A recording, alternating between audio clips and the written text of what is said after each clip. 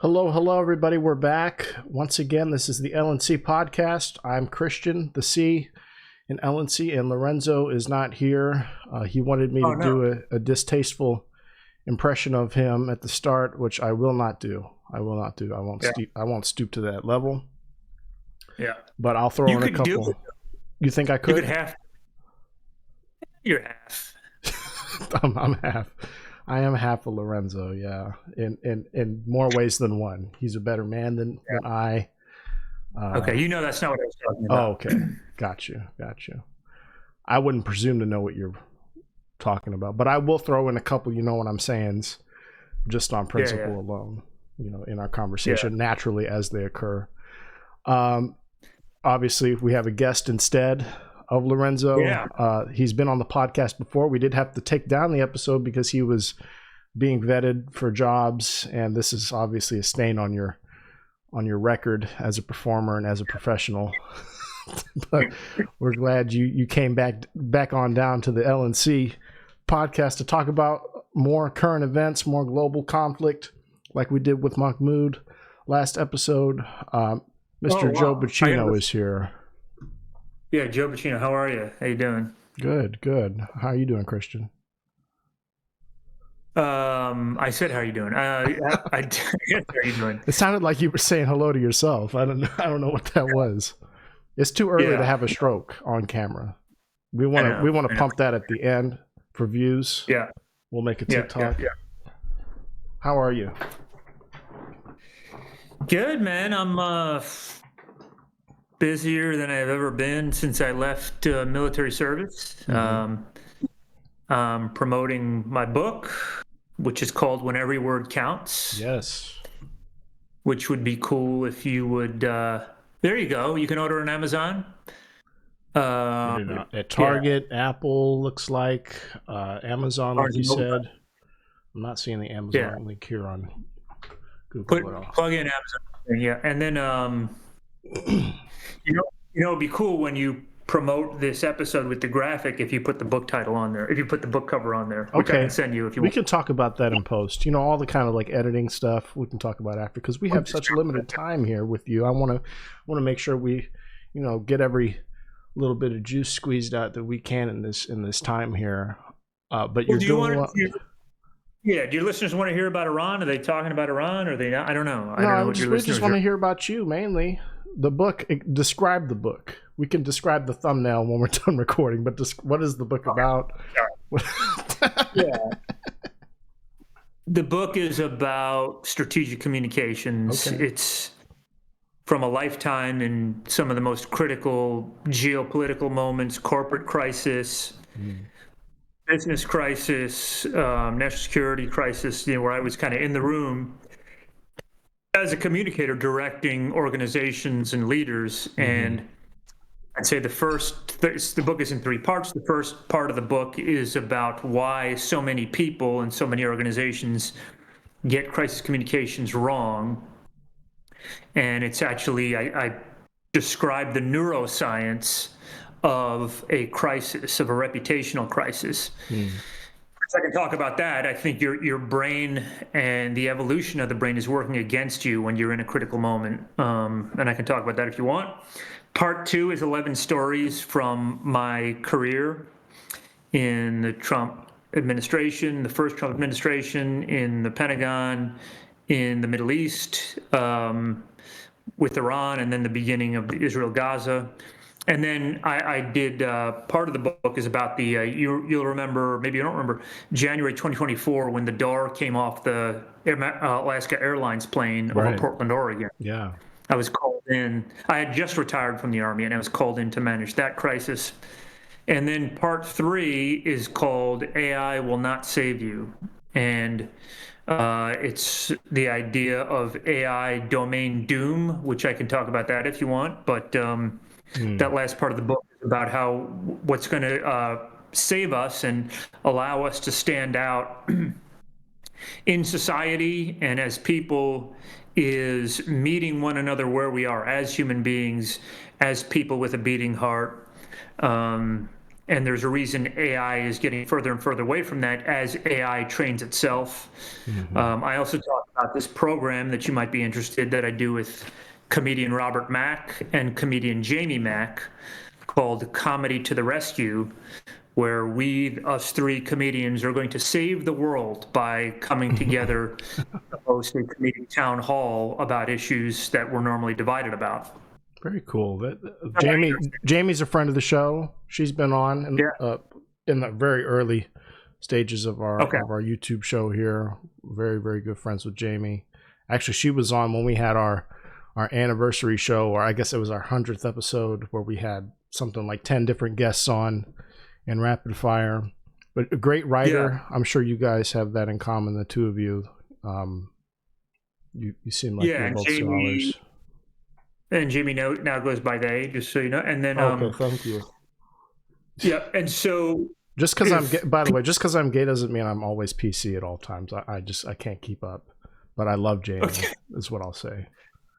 Yeah, we all do. And if people who don't know who I am or don't know, I'm a conservative who works on Fox News.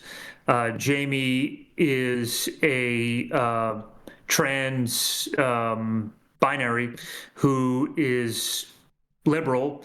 Robert Mack is a centrist. And we do our full comedy routine. It's not a full comedy routine. We do like a 7-minute comedy routine, each one after the other. And then we hold a town hall.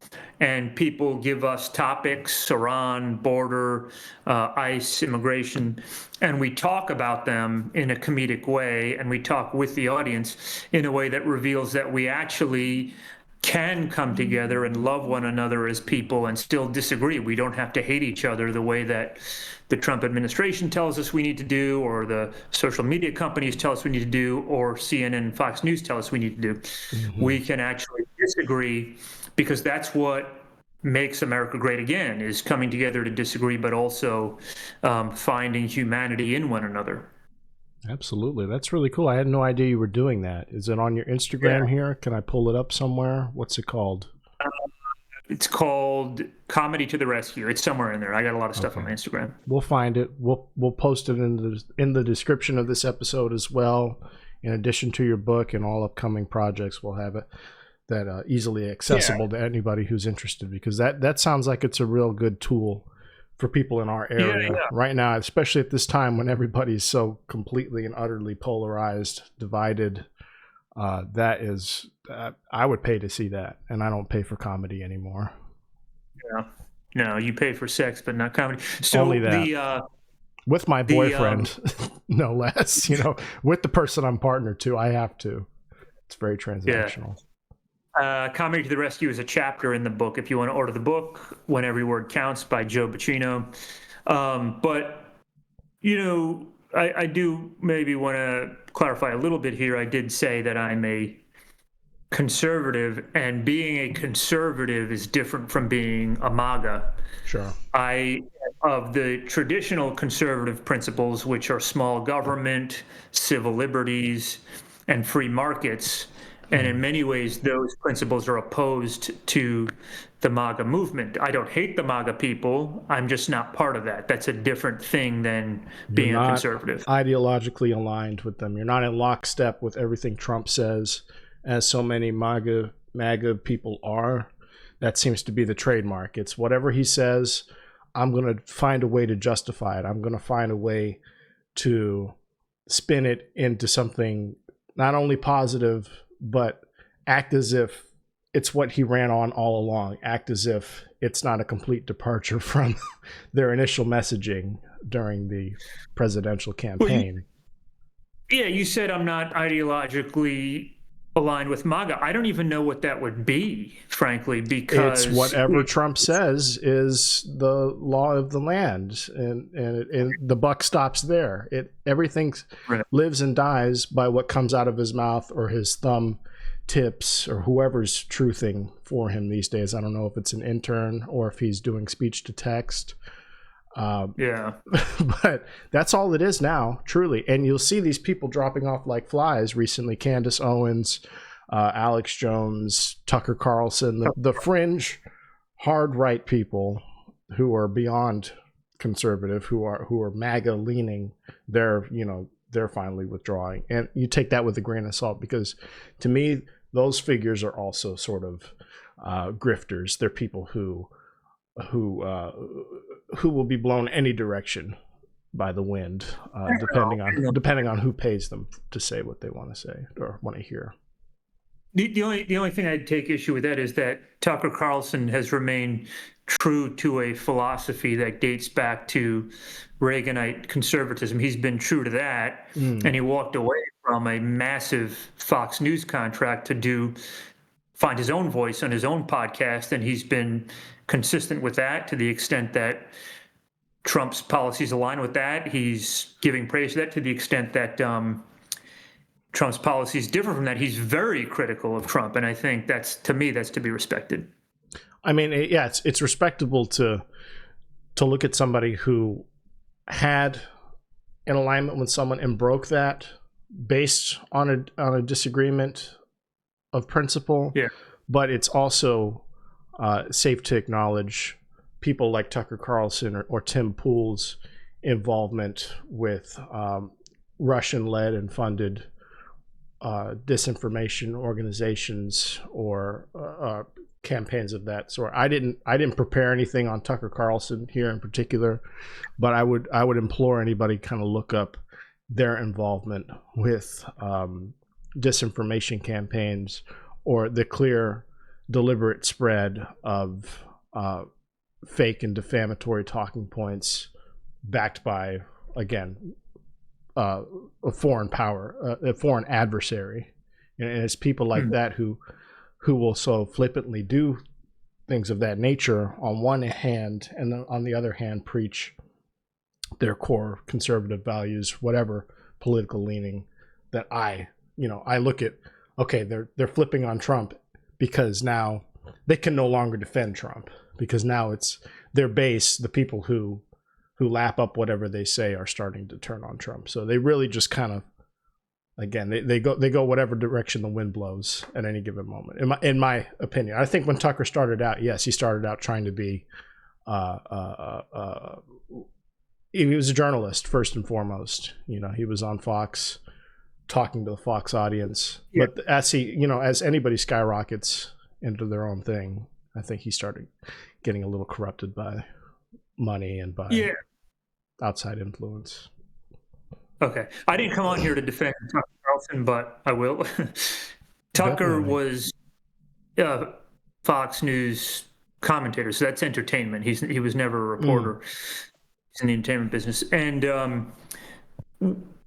to the extent that he aligned himself with Trump, it was only where the Trump principles aligned with the way Tucker Carlson views the world, which is a very Judeo-Christian concept of hoarding resources, husbanding resources within the United States, and supporting a limited government.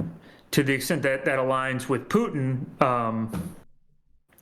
it aligned with Putin. That actually put him in a position with his audience where he actually lost listeners on his podcast. He's lost a lot of listeners on his podcast over his heavy criticism of Trump. I think he's top 5 today.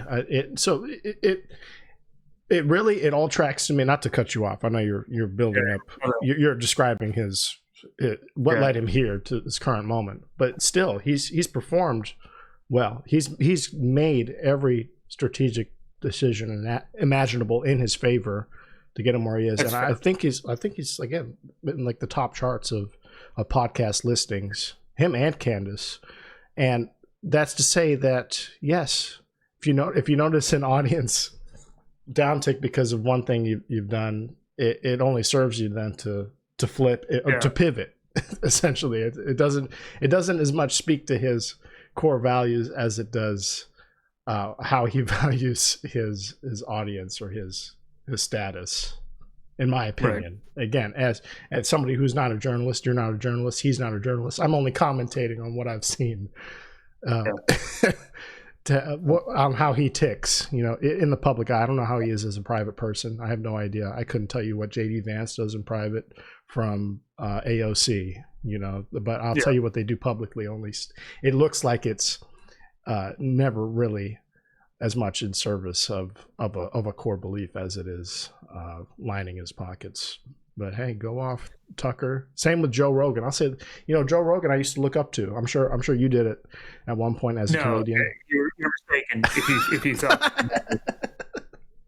Nope. I don't know why. In fact, I'm so kind of surprised you said. I'm not insulted you said that, but I don't know what about me would make you think that. Oh, got you. No, I mean, the comedian, and that's what I said. The comedian aspect is why I would think you had some kind of an affinity with him. Go ahead.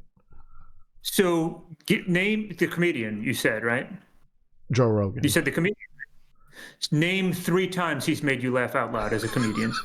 You said the comedian. I didn't say that. You're the one who said comedian. Listen, I agree with you now. I agree with you now. But I had the blinders on from the first thing. No, sorry. But the first thing you said was, "I know that you looked up to him." And I don't know why you would know that. Maybe you don't know me as well as I thought. Maybe not. Yeah. I meant from a podcasting perspective. And I'm sorry, I disgraced an entire art form by calling him a comedian or saying he fits that description. He's operated as a stand-up comic in the LA scene. He's done all the comedy clubs, open mics, so on and so forth. And so I think of him as a comedian, even though I understand he's a complete hack, wash up, trash performer in every sense. Can you identify any of his comedy? Yeah, I love that bit. And I think it was 2 specials ago where he's fucking a stool on stage. I thought that was really cool. He's a great act out guy. Are there 3 times in your life when he's made you laugh out loud as a comedian? I'll tell you the answer is no, but okay. I'll couch it by saying that he's good at rounding people up. He's good at getting people in a room that when they're all talking, they're laughing together, and that's how he's built up his cult of personality, is by being just being the person who brings all the funny people together and has them talking on camera, unfiltered, for hours on end, sometimes like 6 up to 8 hours at a time. You'll see Tim Dillon talking to fucking Mark Normand, and those two are gonna obviously make you laugh. And then by seeing Joe Rogan sort of juxtaposed on top of all that, you think, oh well, he's got to be funny too, because all these guys are in the room with him. And yeah, if I think about it, he hasn't made me laugh once during this conversation, but he's been laughing a lot, and they've been having a lot of fun. So those were the times I looked up to him, were in those situations, not when he's on stage telling jokes or whatever approximation. Whatever that 3 to 8 hour thing is, if that is entertaining to you, you and I have different tastes. Okay. We just have different tastes. Okay. Which is fine. I got to send it. Can I take 30 seconds to send a text? Yes, please. Absolutely. You sure? I'll put your book. I'll put your book on screen here so everybody can see while you're texting. When Every Word Counts by Joe Buccino. And actually, I want to look up a Joe Rogan joke. Let's see if Gemini can tell us one of his jokes. Here are some examples and themes from his stand-up. I like how they say themes, because they can't even put into text a joke. They have to kind of paraphrase the themes he talks about, because really what he does on stage is rant.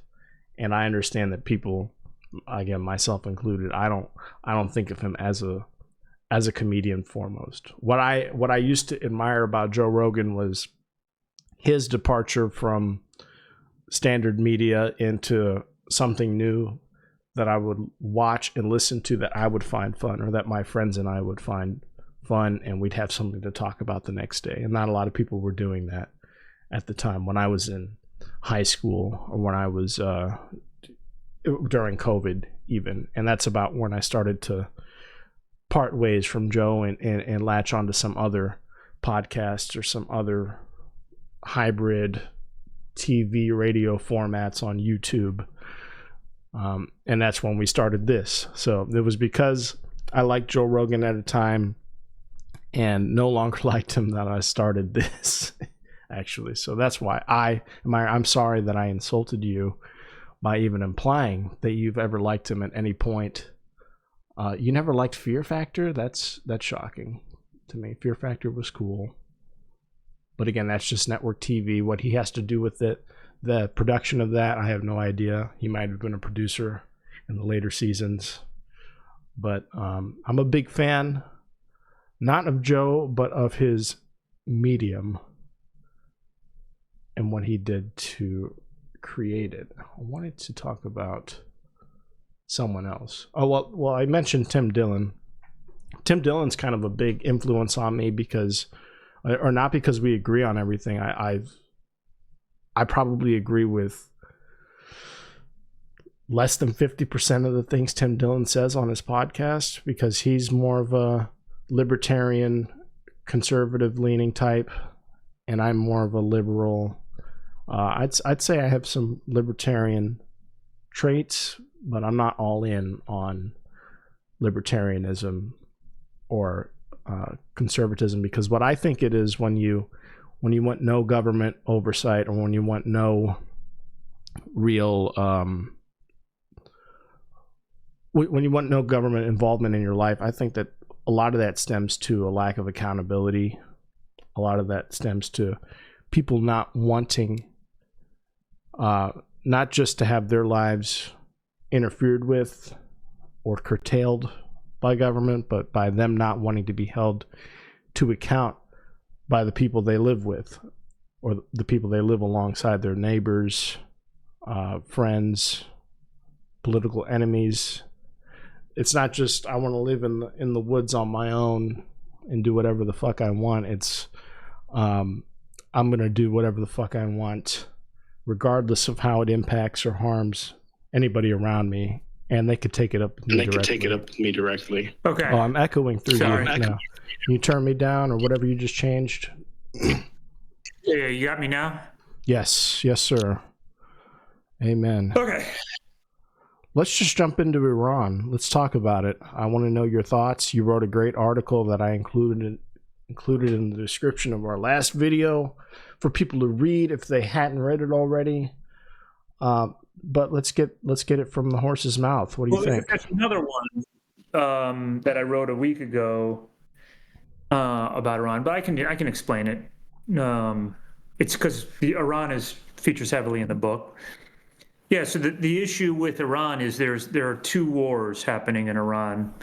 There's the military war, which we are decisively winning, and there's the information war, which we're decisively losing.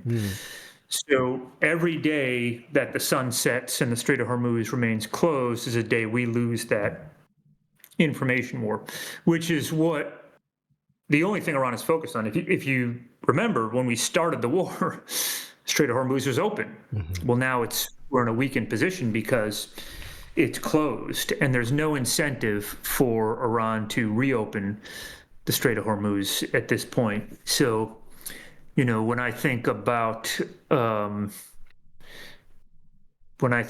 what it would take militarily to open the Strait of Hormuz, it would take months, if not a year and a half, to do that. The issue we've got there is that there's a plan that was developed in 2012. It's called the Break to Break plan, and the idea is that you bomb all of the battery sites along the coast, and it was initially to take 10 days. You bomb all the battery sites on the coast of the Strait of Hormuz, so there's nothing left to fire into the waterway. Mm-hmm. The problem with that is that the Iranian ballistic missiles and drones have gotten increasingly more capable and more complicated. and they fly and cheaper too, so you can reproduce them like that.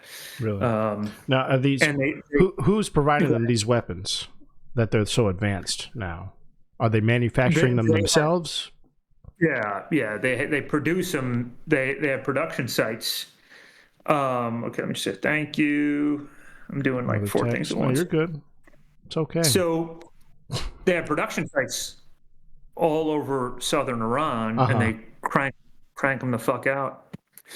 And so all it takes, you think about what it took to close the Strait of Hormuz, all it took was the threat, the idea that there were mines in the Strait of Hormuz. We didn't even know how many or if they were in there. Mm-hmm. And so for now that there's Iran, an actual, not just perceived, but there's a literal threat of these drones, and they'll strike it.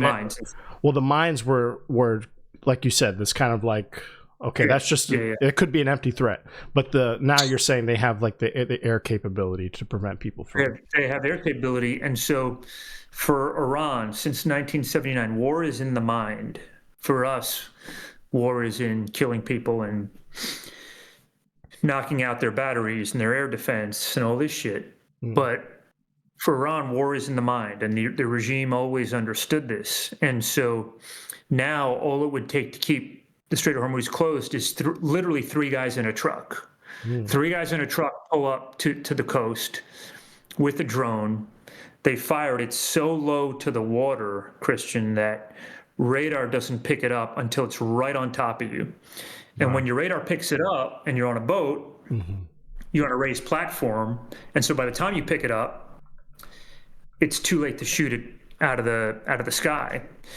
So that's the problem we've got there. And so the Iran idea is the idea of Ho Chi Minh from the Vietnam War, that we win by not losing. And every day they don't lose, every day that the regime remains in place is another day that they win. So they'll extend out these peace talks as long as they can, and they'll turn their back on everything they've agreed to in the peace talks to keep the regime in place. So anyway, that's now is that the excuse Israel would use to continue its bombing campaigns in Iran and now in Lebanon? Is that, well, Iran is going to break this ceasefire agreement, whatever ends up getting drafted, they're going to break it on the principle of, we just need to keep the strait closed at all costs. Is that the pretense for the continuation of bombings? Yeah, so it's 2 separate components of the same war. So Israel's purview is, we cannot live with this beast on our northern border. We cannot live with Lebanese Hezbollah, so we have to continue that bombing. They're taking this separate and aside from the Iran war, and we're not looking at it that way. J.D. Vance is in Islamabad about Iran, not about Lebanese Hezbollah. So, you've got these 2 partners, ostensibly, the United States and Israel, that are fighting the war, but they're looking at an end to the war, or at least a negotiated settlement to the war in a different way. And they're also looking at a pause in the talks in separate ways.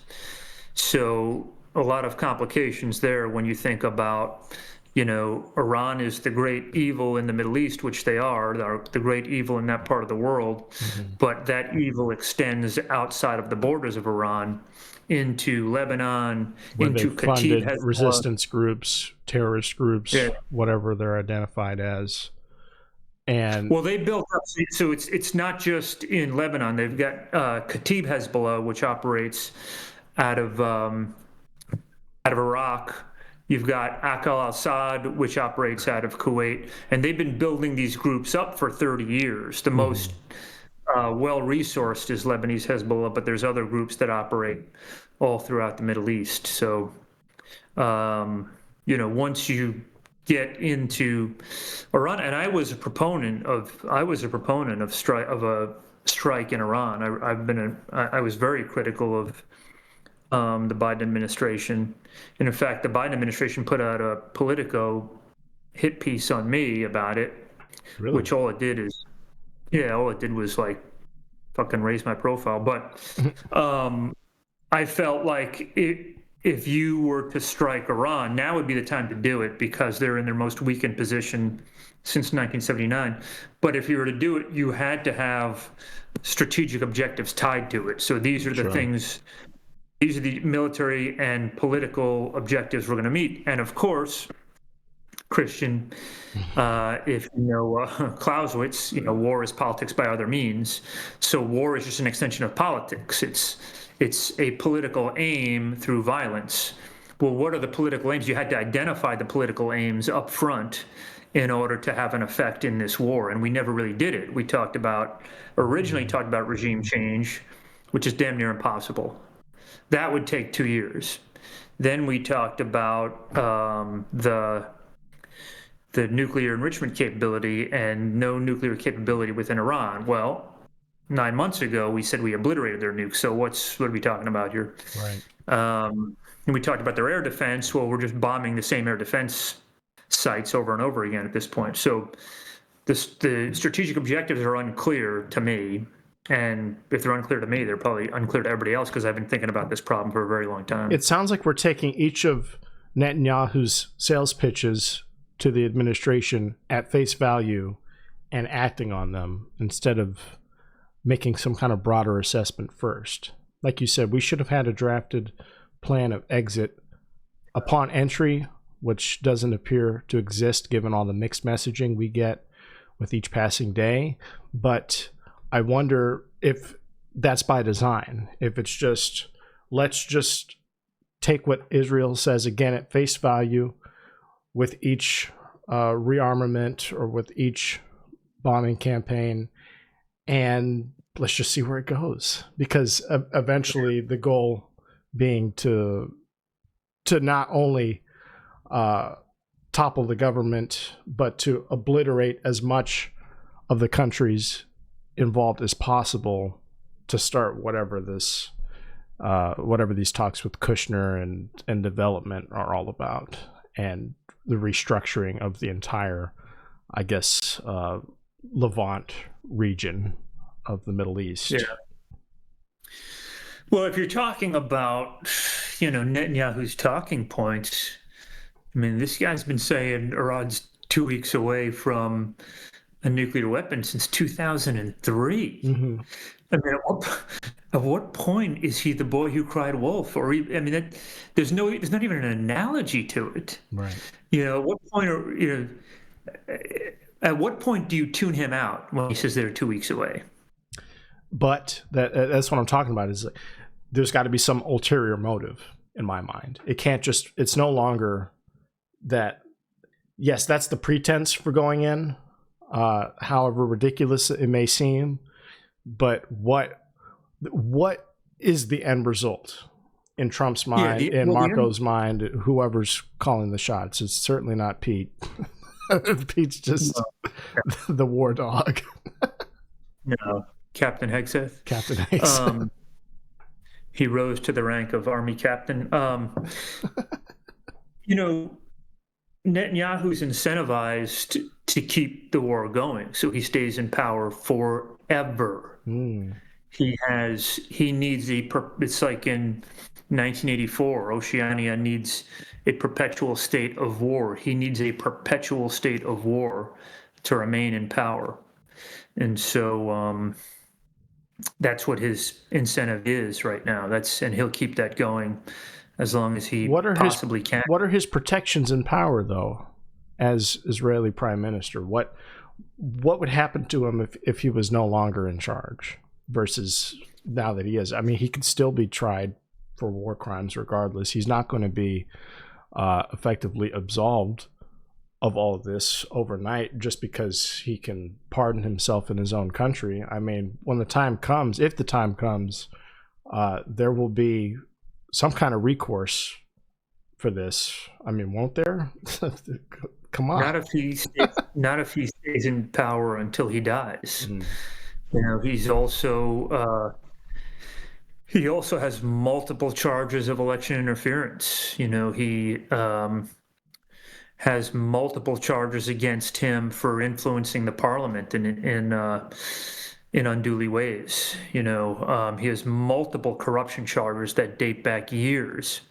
So as long as he remains in power, if he stays in power until he dies, in his mind, a heroic figure on behalf of the country that he's keeping alive, keeping afloat in this incredibly violent part of the world. Now, Trump is a less than savory figure at this point. We talked about in the beginning of the recording, we talked about how people in his camp, ride or die people, diehard people, are flipping on him now because of this war. Not even because of Epstein. Epstein was just kind of like came and went. It's rearing its head again with Melania covering her own ass, I guess. But this war has been what has undone his own base. What is starting to show its tail, and it's the rats fleeing the ship is what I keep seeing people liken this to.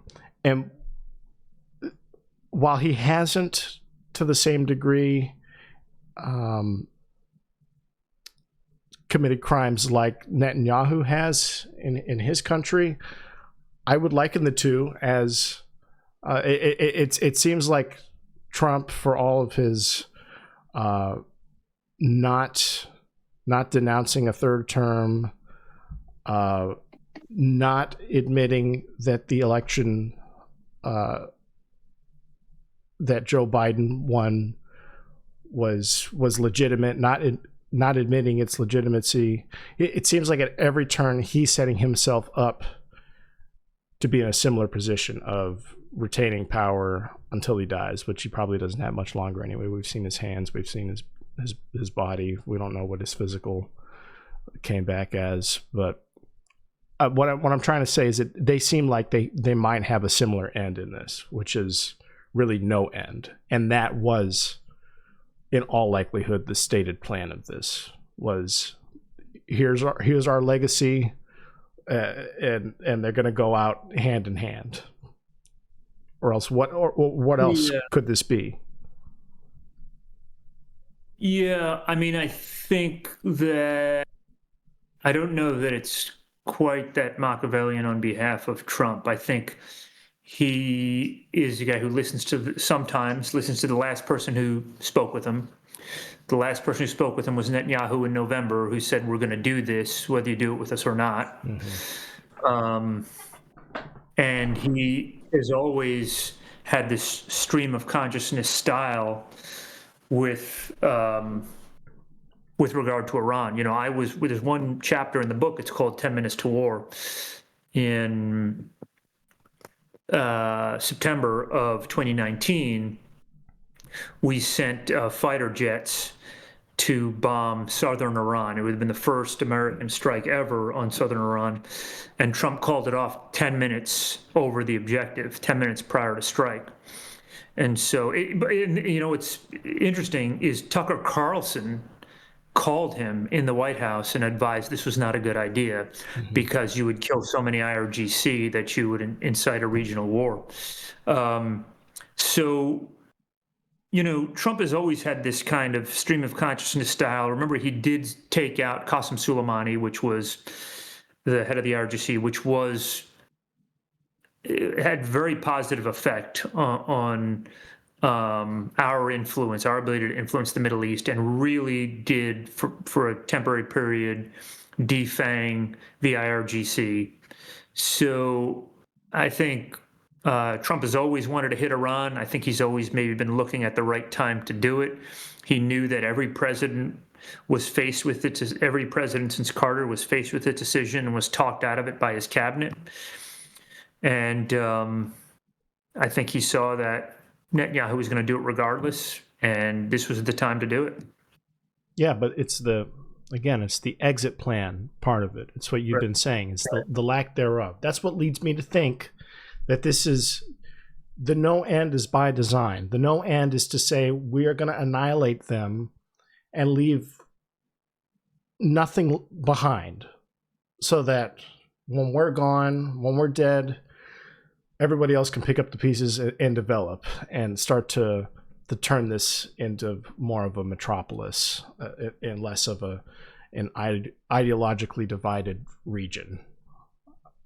I think you're giving the Trump people too much credit. You think so, really? Because I mean, what do they gain from doing this? What do they gain from subverting Congress and saying, okay, we're going to do all of this effective war by executive action? That just opens them up to legal headache to no end.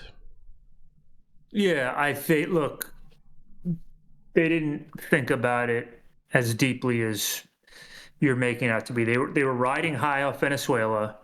They thought this would be 8, 9, 10 days. Another Venezuela, that he would be championed as the one guy who brought Iran to its knees finally. They got into it. Remember, like I said, the Strait of Hormuz was open when they started. They realized the Strait of Hormuz is closed, that Mujtaba Khomeini is 2 miles underground and is not talking to anybody, that the clerics have secession plan built on top of secession plan, that you're not going to get rid of the regime. They realized all this in stride, which is why they keep changing the objectives in stride. Mm-hmm. Well, it's too bad. I thought that maybe there was some thought involved beyond let's just fuck everything up and see what happens. But a lot of his supporters, have egg on their face, and they're wiping it off and coming to the realization that that this is just probably easily the most impulsive, ill-conceived war to date. You're kind of something of a historian. What would you say? What would you say is worse than this? I mean, you got to think of the civilian death toll. You got to think of all that could have been avoided by, I don't know, minutes or hours long contemplation or conversations with other leaders, without necessarily tipping people off and giving them enough notice to prepare. We still could have had a more tactful beginning to this. What would you compare this to historically? I mean, if you think about the Vietnam War, Christian, there's no comparison. I mean, that inflicted suffering on millions and millions over 9 years. And even before that, the French part of that war. So, I think, to me, in terms of catastrophic, not even to me, but just in terms of reality, the generational harm we've introduced doesn't even compare to the Vietnam War. The Vietnam War is a tragedy over 3 generations. And, when I think about the Vietnam War in this country, we talked about this last time I was on here, but, in this country, it's interesting that we think of, we just had Vietnam Veterans Remembrance Day. We think about the Vietnam War from the American perspective. And, these American liars and cowards sent American boys to die for 9 years. But there was a real harm that's magnitudes on top of magnitudes more catastrophic on the Vietnamese people that we introduced in that war. And so this won't, whenever this thing ends, however it ends, it won't even come close to that level of horror or catastrophe. Well, I'd agree. Now it's early enough to say if we get out of it, if we decide to turn tail and just cut our losses and run, which could be the case within these 2 weeks of a ceasefire to reach a new agreement. That could very well happen, and then I'll And then I'll concede, yes, that this could have been a lot worse, and it's certainly not on the same level as Vietnam. But this is kind of showing signs right now to me as a layperson that there's no end in sight, and that if Israel has its way, it will continue to instigate and continue to propel this further. I mean, you look at all the people who are already displaced, all the refugees fleeing country after country. Who's to say that Hezbollah isn't embedded with them as we go again from place to place? And that's where the havoc will truly be wreaked, as Israel follows all of these people from nation to nation. Just next stop on the bus trip, so to speak. So that's what we all want to avoid. We don't want this to get to Vietnam, but what I'm saying is, like, not the per capita death toll so far doesn't compare to Vietnam, but what this started based on and the direction it's heading, this seems like it's laughably conceived. All you can do is laugh. No matter, it's awful, but I can't think of anything else to do but just like jaw hitting the floor, stunned. But that's what we get when people are wholly unqualified to make these kinds of calls in the first place, from Trump on down. I mean, there's not a single person really with the experience, I feel like, other than the generals who, Trump said himself in the past, sometimes I know more than the generals. He'd rather trust his own instinct, or he would trust the last person to whisper into his ear about their own goals. Yeah. Don't give these generals too much credit. Oh yeah. Don't give them. They're not that bright.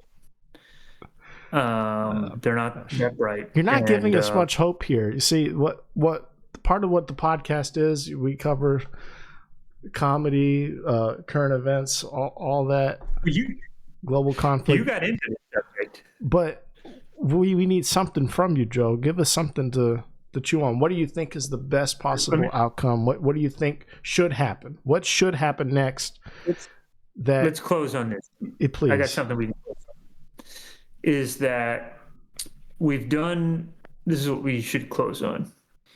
I started talking about comedy to the rescue, and three people that you would think wouldn't really see the world in a similar way come together and talk to an audience that is comprised of conservatives, MAGA, liberals, trans supporters, trans activists, moderates, come together and talk about the issues that we're all supposed to hate each other about. We're told to hate each other about these issues.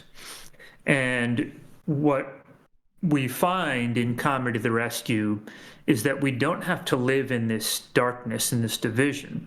It's the Trump people are incentivized to force us into that. The Twitter people and the Instagram people, they're incentivized for that because that's how they make money.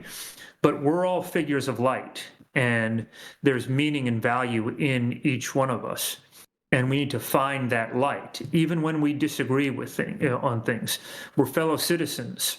We have a beating heart.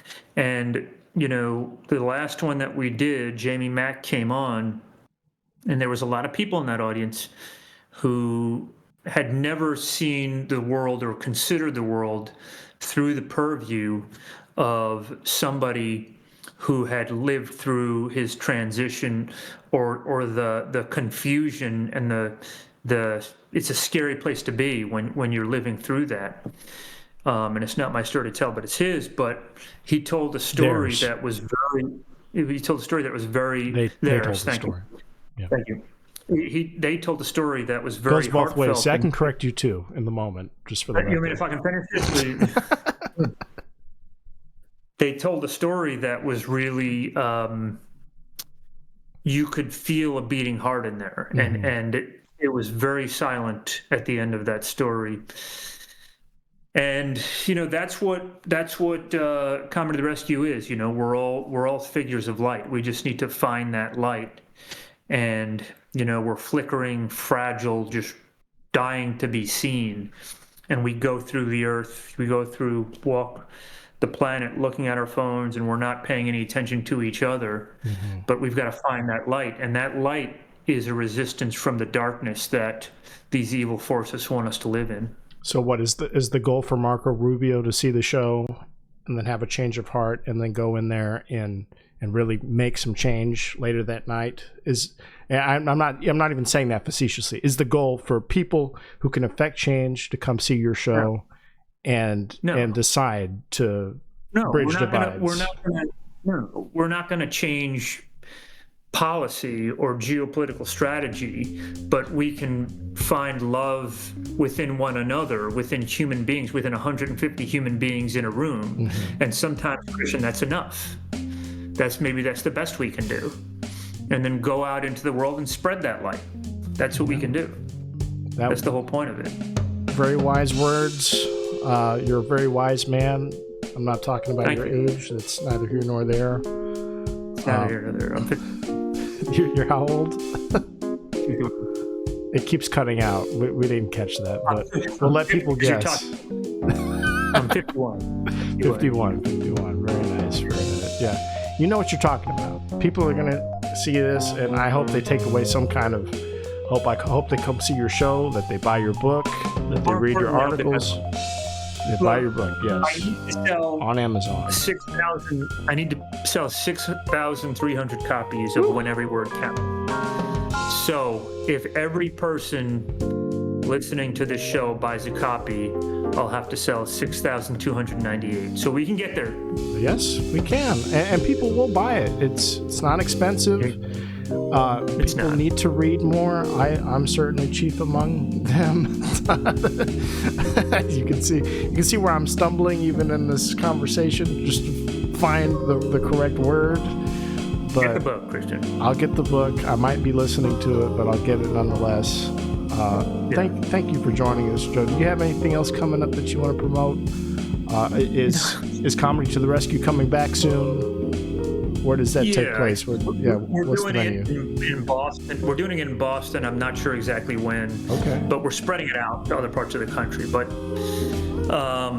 you can find that on my Instagram at Joe_tells_jokes whenever we decide to do it. So you have the book cover as your profile picture. That's great. Yeah. Constant reminder. You can buy the book here at his Instagram account if you just click that link, everybody, and there's going to be a link in the description of this video as well for you to buy the book. Please, first and foremost, that's what we need to get done. If you're watching right now, Joe needs to sell books so he can write more. And this isn't your first book, by the way. How many books have you written or ghostwritten, co-authored? Well, 3 that I ghost wrote that I'm not allowed to talk about, but this is the first one. This is actually the first book in my name. Nice. Well, there you go. Yeah. Number 1 with the bang, everybody. Get with the program. Yeah. When Every Word Counts. By the way, it was for 1 week. It was the number 1 new business book on Amazon. Oh, nice. That's big. Yeah. Congratulations. Yeah, thanks, man. That's all we really have time for right now. Please come back. Let's talk about comedy. I'd love to hear how everything's going. I want to hear more about family too. You talked a little bit about your daughter last time and how she was afraid that you wouldn't be able to afford her lifestyle anymore. But it seems like you're getting plenty of work now with the war going on. That's one bit of good to come out of this, is that Joe Buccino is working and he's getting some screen time. Yeah. She needs you, Christian, to buy this book. Good. She's starving. And to our 4 listeners as well, please, each and every one of you, get the book. Yeah. Thank you for watching. Thank you for listening. Joe, thank you for joining me. This really means a lot that you come back on, because you're like famous now, and you didn't have to do this. So. I know you got to run. I did ask you to wear a suit for us, since you get all nice and tidied up for everybody on the news, on CNN. I saw you on Newsmax. You look real nice. I said, why don't you wear a suit to the podcast? You didn't say that.